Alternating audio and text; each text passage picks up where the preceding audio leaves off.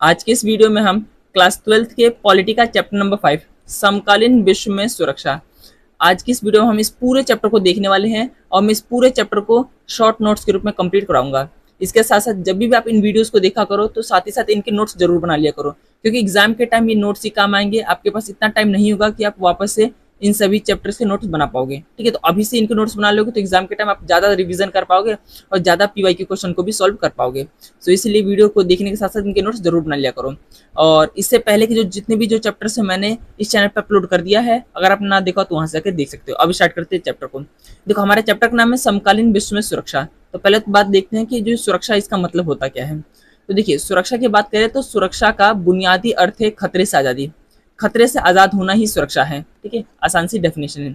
लेकिन अगर हम सिर्फ सुरक्षा की बात करें ना तो ये अपने आप में बहुत बड़ा एक मतलब कि चैप्टर बनकर आता है। मतलब सुरक्षा जो शब्द है सिर्फ एक छोटा सा शब्द देखने को हो सकता है, लेकिन इसके बहुत सारे मतलब मीनिंग्स हैं। ठीक है, और सुरक्षा का हम एक एक चीज़ों को पढ़े ना तो हमें बहुत मतलब सारी चीज़ें इसमें देखने को मिलता है, जो अभी हम देखने वाले हैं। अब देखो, अगर हम बात करें सुरक्षा की तो इसकी धारणाएं कौन कौन सी हैं। तो सुरक्षा की मुख्यतः दो धारणा है। पहला पारंपरिक धारणा है और दूसरा अपारंपरिक धारणा है।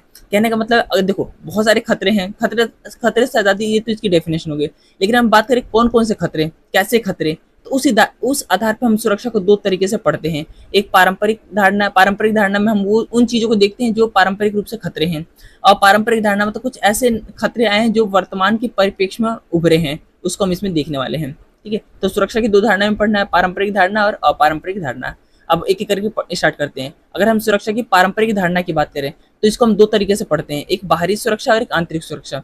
मतलब अगर हम पारंपरिक सुरक्षा की बात कर रहे हैं तो उसमें बाहरी सुरक्षा मतलब एक देश है, जैसे एक ही देश है, ठीक है, ए नामक कोई देश है, तो इस देश के सामने चुनौतियां क्या है। एक तो बाहरी सुरक्षा है, ठीक है, मतलब बाहर से कोई अटैक ना कर दे। और दूसरा देश के अंदर की जो समस्या है, जैसे गृह युद्ध जैसी समस्या, ये अलगाववाद जैसी जो समस्या, उसको भी इसको ध्यान देना है। तो इस पारंपरिक सुरक्षा में दो चीजों को पढ़ना है, बाहरी सुरक्षा और आंतरिक सुरक्षा। ठीक है, बाहरी सुरक्षा में हमें सैन्य खतरों को पढ़ना है और आंतरिक सुरक्षा में हमें गृह युद्ध को पढ़ना है, उसको हम इसमें डिटेल से देखने वाले हैं। तो अब पहले देखते हैं बाहरी सुरक्षा को।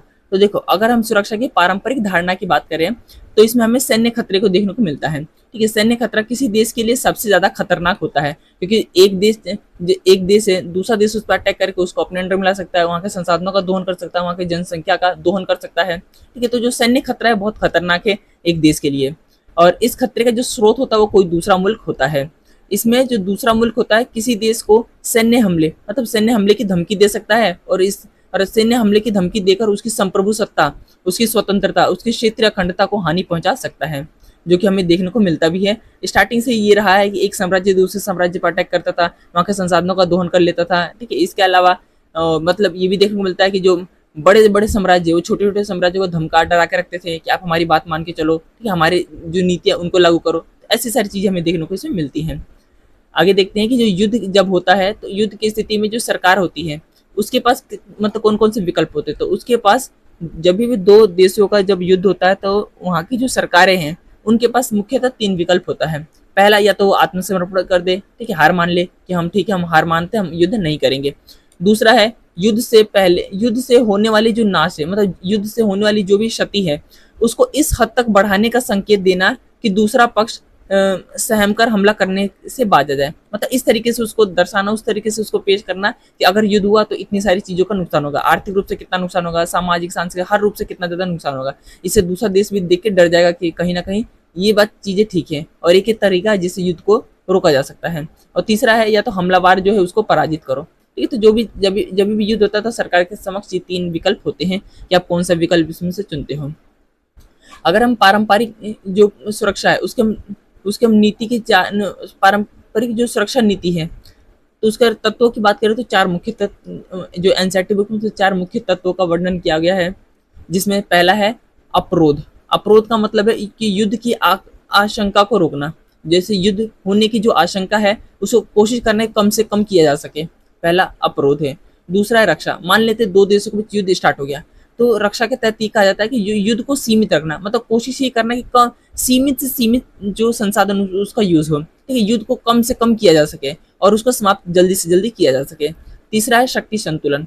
शक्ति संतुलन का मतलब है कि देशों के बीच शक्ति का संतुलन बनाए रखना, ताकि कोई एक देश बहुत शक्तिशाली ना हो जाए। ठीक है, मतलब शक्ति संतुलन ये होता है, जैसे अगर हम एक महाद्वीप ले लेते हैं, ठीक है, जैसे हम एशिया महाद्वीप ले लेते हैं, तब एशिया महाद्वीप के अंदर अगर हम पावरफुल शक्ति की बात करें तो सबसे ऊपर है चीन, फिर है भारत, और फिर धीरे धीरे बाकी जो देश हैं। अब इस तरीके से भारत हमेशा कोशिश करता है कि जो चीन है उससे अपनी शक्ति संतुलन बना के रखे, मतलब चीन को ये ना दर्शाने दे कि भारत उससे कमजोर है। ठीक है, भारत चीन हमेशा ये प्रयास करेगा कि वो अपने आप को इस तरीके से दिखाए कि वो भारत से मजबूत है या भारत के बराबर है। तो इसे कहते हैं शक्ति संतुलन। और जब शक्ति संतुलन होता है तब मतलब जो ये एक देश जो शक्तिशाली बन जाता है उसकी अवधारणा फेल हो जाती है।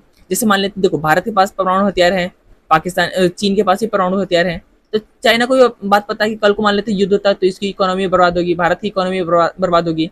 तो इसके जैसे चीन को भी पता है कि भारत पावरफुल देश है, भारत को भी पता है कि चीन पावरफुल देश है, तो ये कभी भी बहुत ही कम चांसेस है कि आपस में लड़ाई करेंगे। इसी को कहते हैं शक्ति संतुलन।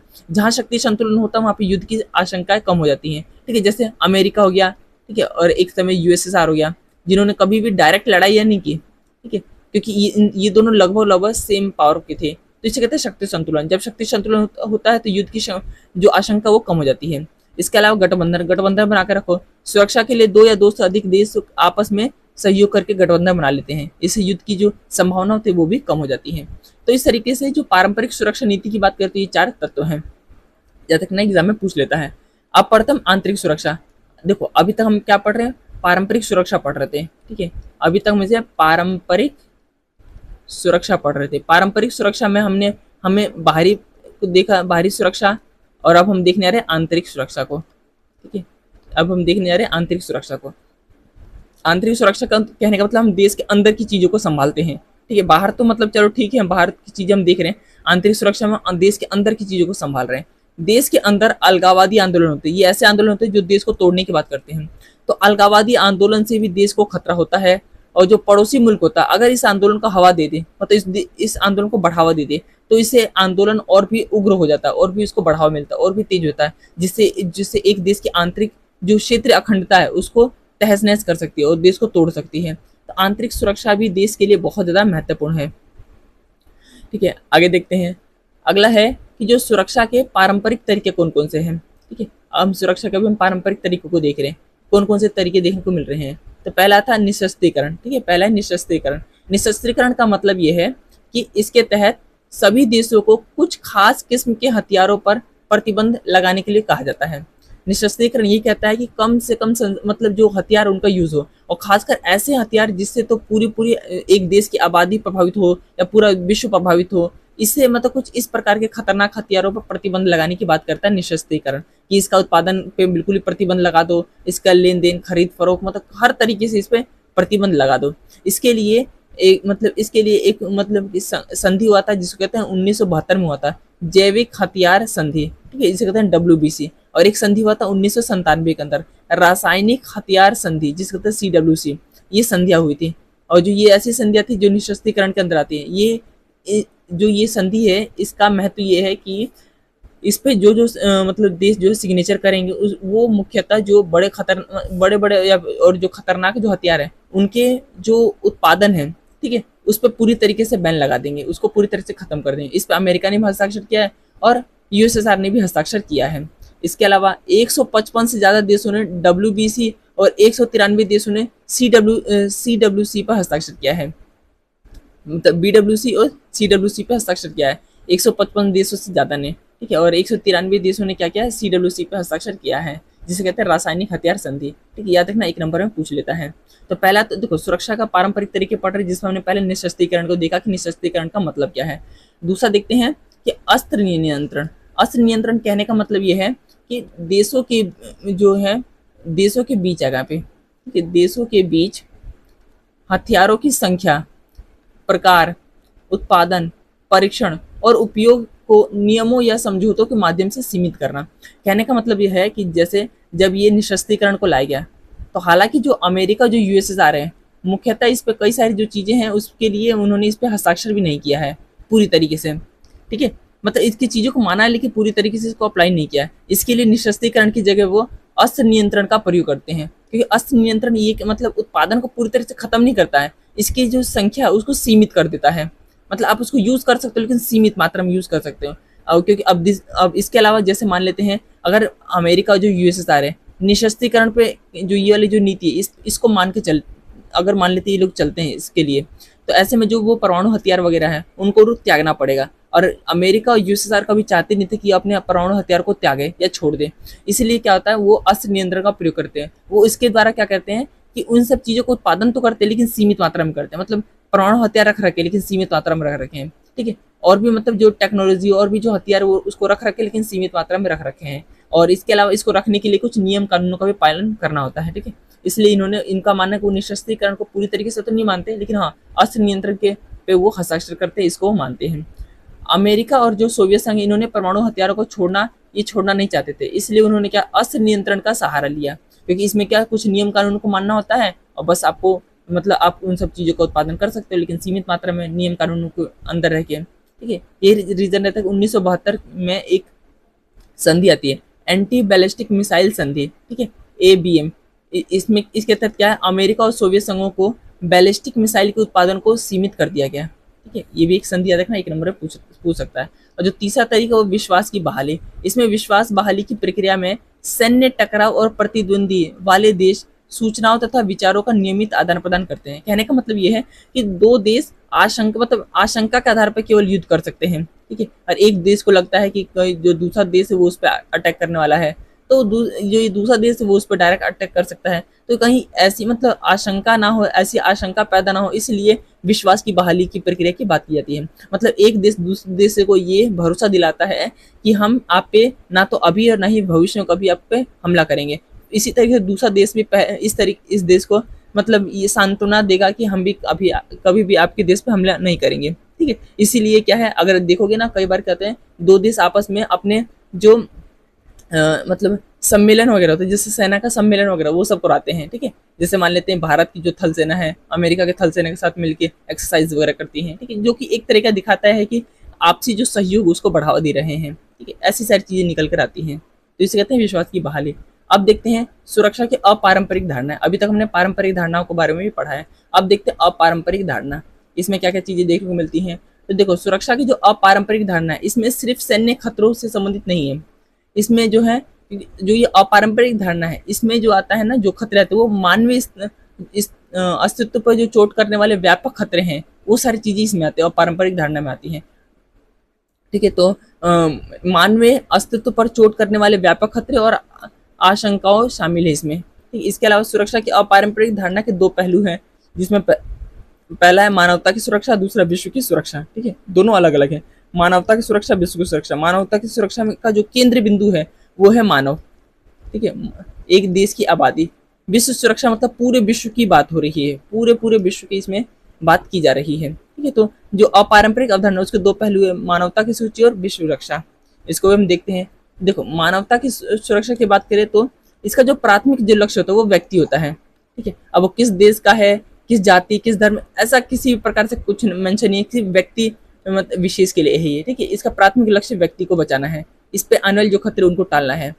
यूएन के जो भूतपूर्व महासचिव थे कोफी अन्ना, इनके अनुसार क्या है, व्यक्ति और समुदायों को अंदरूनी खून खराबे से बचाना। मानवता की सुरक्षा के संदर्भ में उनका ये स्टेटमेंट है कि व्यक्ति और समुदाय को अंदरूनी जो खून खराबा है उससे बचाना है। और मानवता की सुरक्षा के व्यापक अर्थ को देखें तो इसका मतलब है कि खतरों की सूची में अकाल, महामारी और आपदाओं को इसमें शामिल किया जाता है। मतलब देखो क्या है इसमें, मतलब मानवता की और सुरक्षा की व्यापक अर्थ की बात करें तो इसमें कहा जाता है कि जो मानव है, ठीक है, जो जनता है, उसको अकाल से बचाना है, उसको महामारी से बचाना है, उसके प्राकृतिक आपदाओं से बचाना है।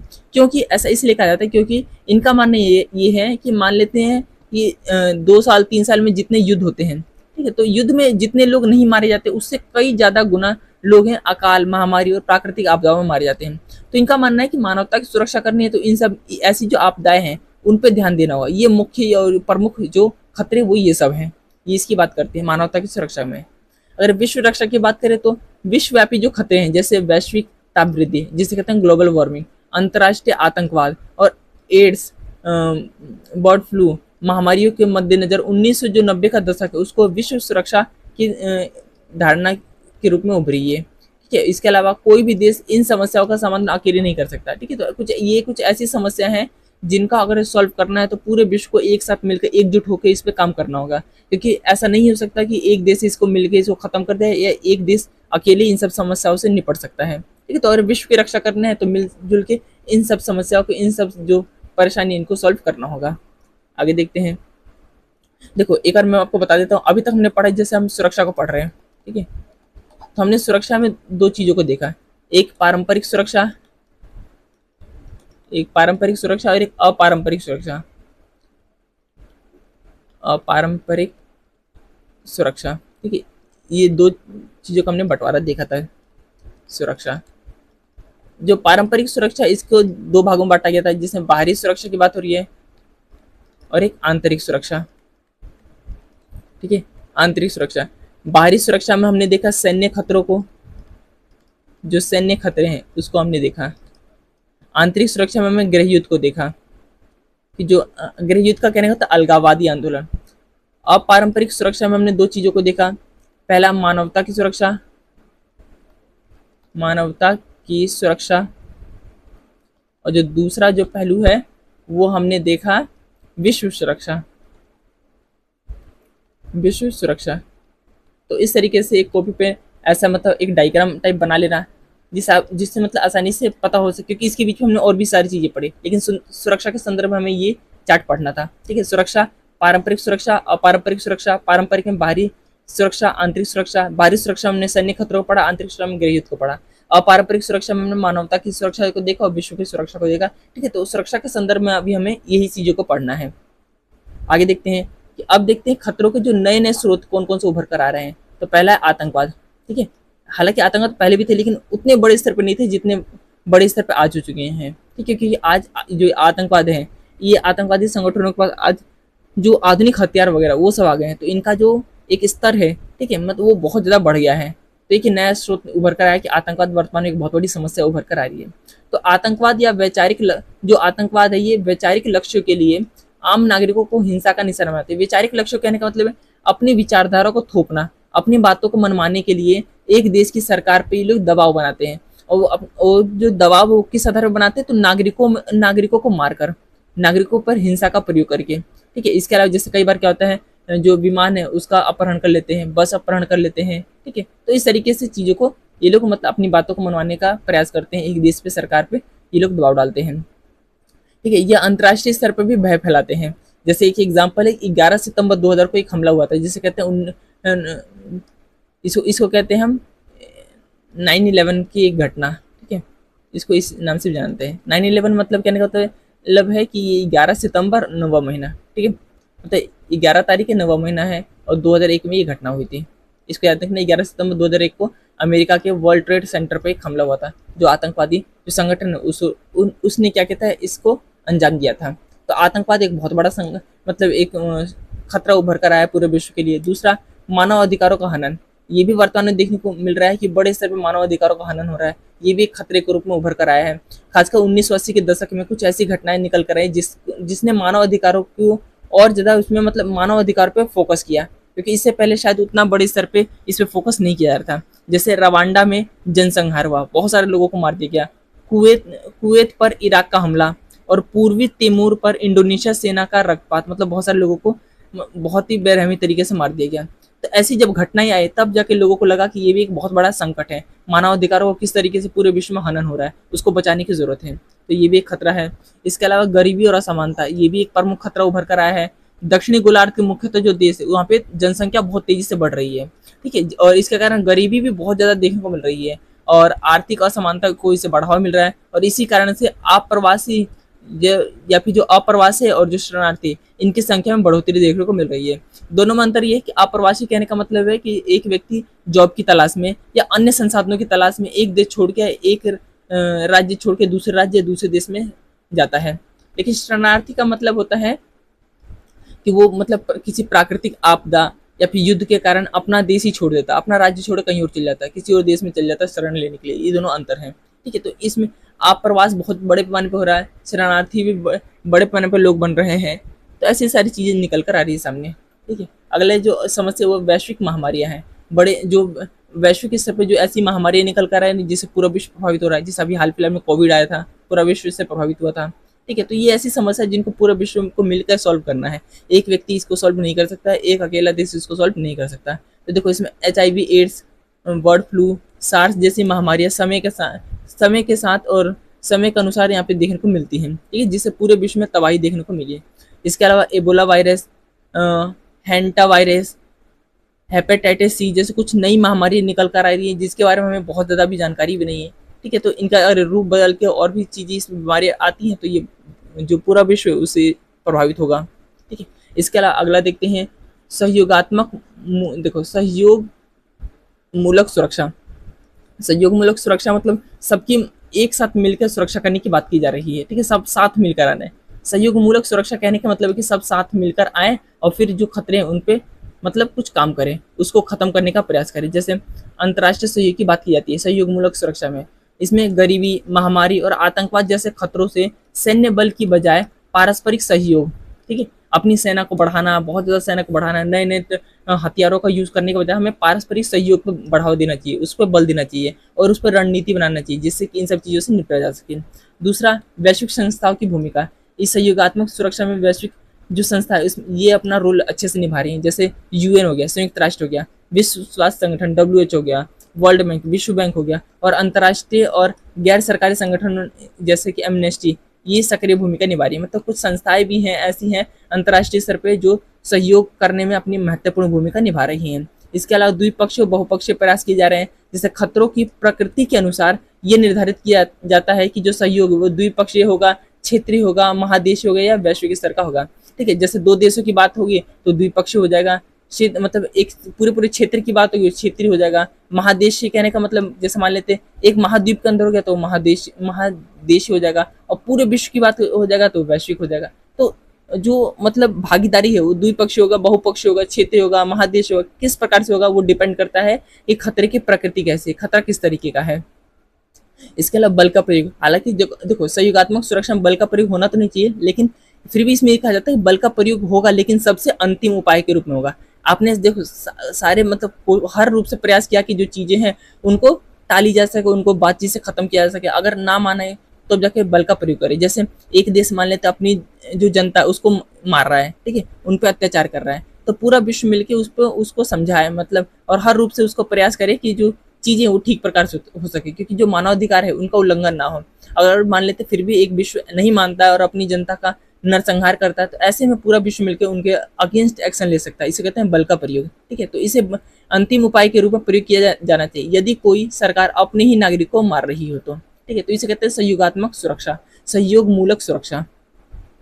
आगे देखते हो लास्ट जो टॉपिक है वो भारत की जो सुरक्षा नीतियां हैं वो क्या क्या है। तो भारत की जो सुरक्षा नीति की 4 बड़े घटक देखने को मिलते हैं, जिसमें पहला है सैन्य क्षमता को मजबूत करना, क्योंकि भारत के संदर्भ में बात करें तो भारत और एशिया में भारत और चीन यही 2 मुख्य जो मतलब देश है वो पावरफुल देश है। अब ऐसे में क्या है, भारत को अपनी सैन्य क्षमता को मजबूत करना पड़ेगा, क्योंकि अक्सर जो क्या है चीन भी भारत की जो सीमा उस पर हस्तक्षेप करते रहता है, थोड़ा बहुत नोकझोंक देखने को मिलता रहता है। पाकिस्तान के साथ तो हमने डायरेक्ट युद्ध भी कर रखा है, हालांकि चीन के साथ भी युद्ध हो रखा है। चीन के साथ हमारा 1962 में एक वॉर हुआ था जिसमें भारत हार गया था, एक ही युद्ध होता है, और पाकिस्तान के साथ तो होता ही रहता है, ठीक है। 1947-48 में हुआ था, ठीक। इसके अलावा 1965 में हुआ था, इसके अलावा 1971 में हुआ था, 1999 में हुआ था। तो इस तरीके से बहुत सारे मतलब युद्ध वगैरह होते रहते हैं। तो इसलिए भारत को अगर जिस सुरक्षा की दृष्टि से मजबूत बनना है तो अपनी सैन्य क्षमता को मजबूत करना होगा।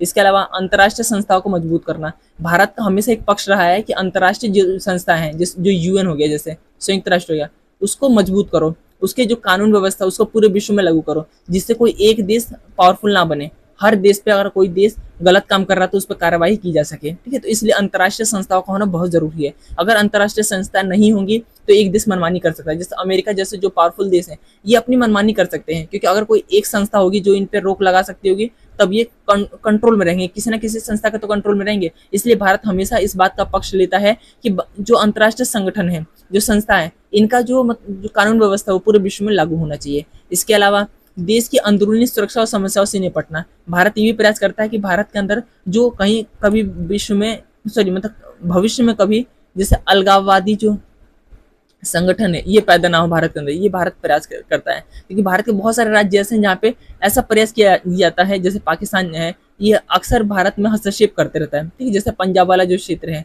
इसमें इसका प्रयास रहता है कि इसको तोड़ के हटा दिया जाए। इसके अलावा उत्तर पूर्व में जो नागालैंड हो गया, मणिपुर हो गया, यहाँ पे हिंसा भड़काने के प्रयास की जाती है। जम्मू कश्मीर जो हो गया, इसमें हिंसा भड़काने की बात की जाती है।